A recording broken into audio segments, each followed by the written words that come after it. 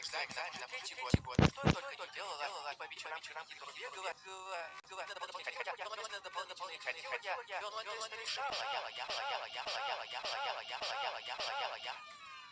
хочу джеб, 100 баллов хочу, а если не сдам, то пролечу, то не попасть, там списать, пору найти, ответы дать, 100 баллов хочу.